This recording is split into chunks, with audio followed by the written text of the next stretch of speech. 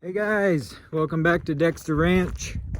Wanted to make a short video for you today. It's a little windy out here. Hopefully it's not coming through too bad on the video. Wanted to talk to you a little bit about water in the winter time, water in freezing temperatures, and show you what we've came up with to deal with that problem. Being a new farm, this is the first year that we've had cattle on the farm, and for that reason, you know, being new, we don't have any income coming in off the farm. There's only money going out. So I'm sure several of you can relate to that situation. If you're getting into cattle, it's not something that's easy just to step into. So in these situations, we have to be a little bit innovative, or find ways to get through these first couple years without you know, breaking the bank. I need a solution for automatic water, or at least semi-automatic water, that can get out to the cows without freezing in the wintertime. And so that's what I'm going to show you here. I'm going to flip the camera around, walk you through what I came up with. And then at the end of the video, I'll get into a little bit more description about manufacturers of these products and cost of the products, and then anything else I think you need to know as far as getting it installed on your farm. So with that being said, let's flip the camera around and I'll show you what I got.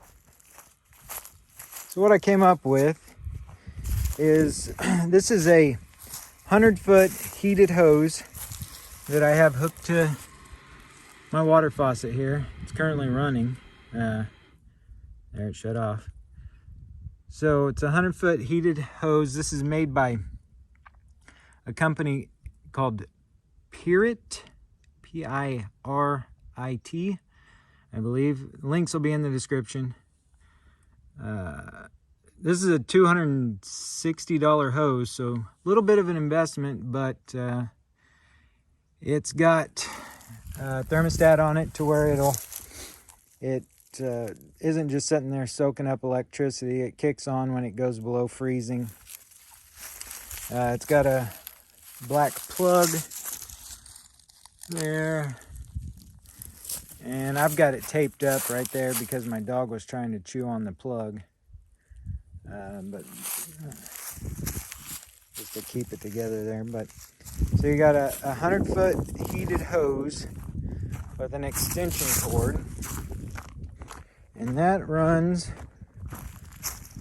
all the way out here to the field, just past the fence from the house, and plugs in. Get back. What are you doing? Plugs in right down there into a Job Megaflow valve.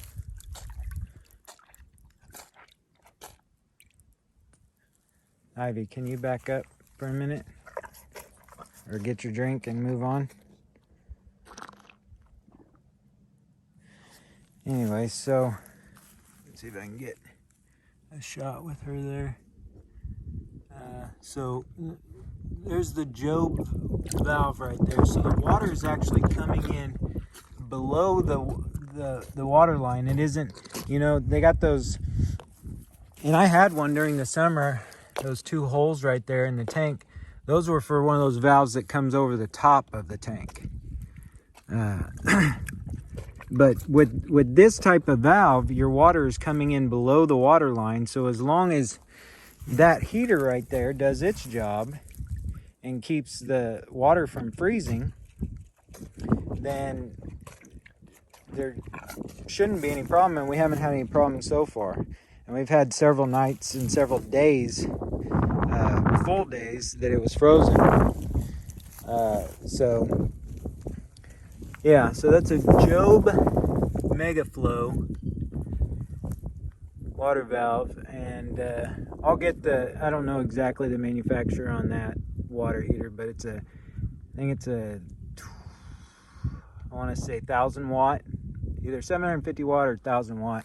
This isn't a very big tank. I think this is a 60-gallon tank that I picked up at my local Orscheln's. And this outside piece right here is not part of that Job valve when you buy it. This is a hose, water hose connection kit for that Megaflow Job valve. So I had to drill a 2-inch diameter hole through this tank with a hole saw, and then with those two parts, one being that Job Megaflow valve, which it just, whenever the water reaches a certain height, it shuts that valve off, and when this goes down, it'll continue to let water in.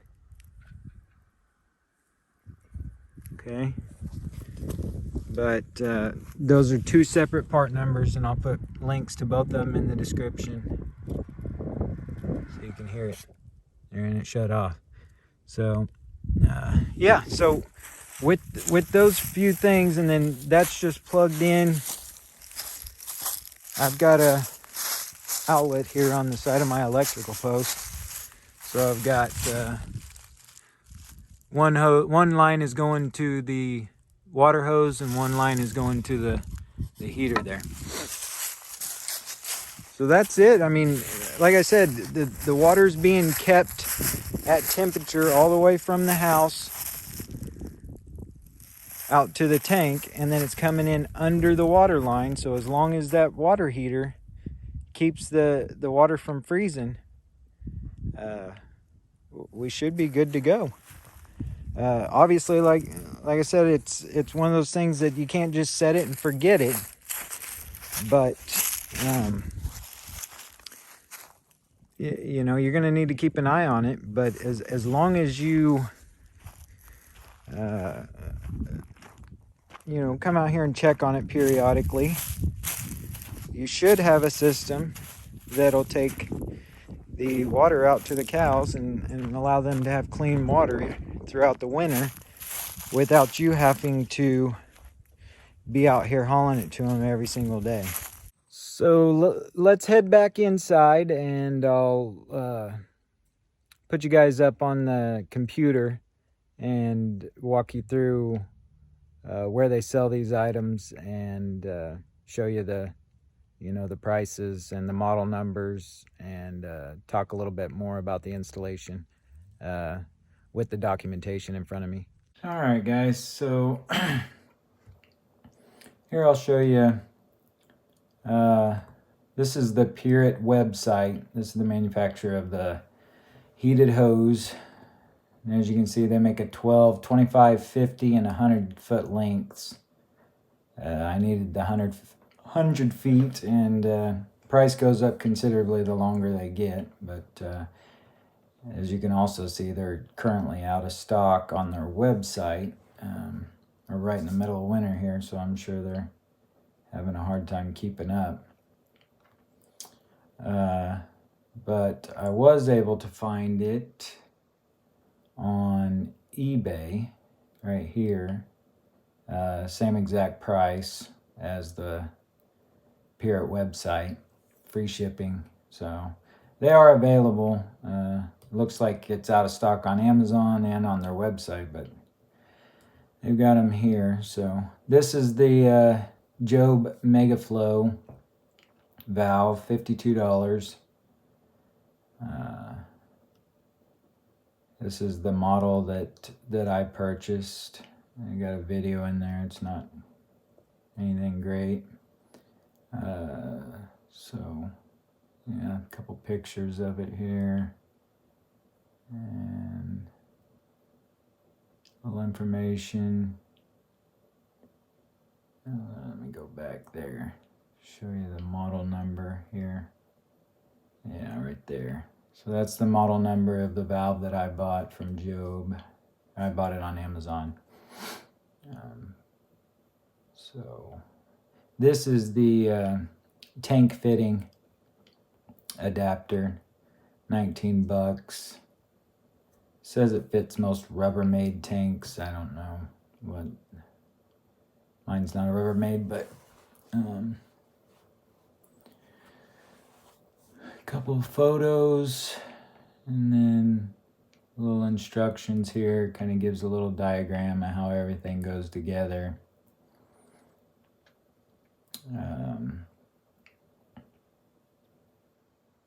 Says it fits in a 2-inch drain hole. I wanted to keep my drain hole functional, so I just drilled my own 2-inch hole.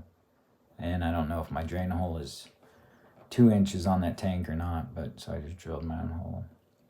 This is the stock tank heater or de-icer. It looks like I bought the 1,000-watt version.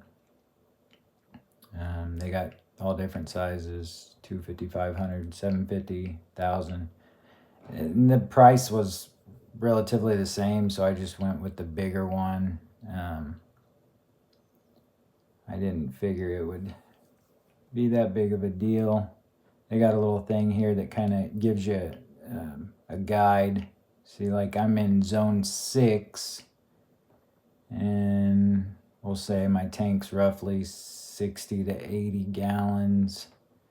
So if you go to their guide there, 75 gallon in zone 6 requires 500 or 750 watt. I went with 1,000 just to, like I said, it wasn't much difference in price. And this particular model says that it's thermostatically controlled. So I wasn't too worried that I was going to be using up too much electricity or anything. So there you have it.